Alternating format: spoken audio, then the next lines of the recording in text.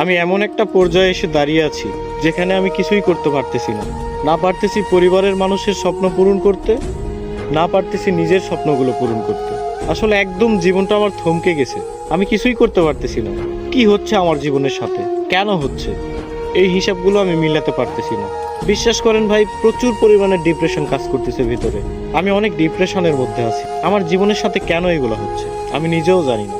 তবে একটা জিনিস কি, কোনো কিছুর হিসাব আমি মিলাতে পারতেছি না। একটা সময় ডিপ্রেশন কি জিনিস জানতাম না, এখন জানতেছি। তবে একটা কথা মাথায় রাখবেন, ডিপ্রেশন বিভিন্ন ধরনের হয়। শুধুমাত্র প্রেম বিচ্ছেদের কারণেই যে মানুষ ডিপ্রেশনে ভোগে, বিষয়টা এমন না। সবচেয়ে ভয়ানক ডিপ্রেশন হচ্ছে ফ্যামিলি প্রবলেম। হ্যাঁ, এগুলো আপনারা বুঝবেন না। যারা মধ্যবিত্ত পরিবারের, একমাত্র তারাই বুঝবে। ডিপ্রেশন অনেক কঠিন একটা জিনিস। এখান থেকে সহজে কেউ বের হতে পারে না, কেউ ডিপ্রেশন কাটিয়ে উঠতে পারে না। তবে আলহামদুলিল্লাহ, ধৈর্য ধরে আছি, ভালো কোনো একদিন আসবে।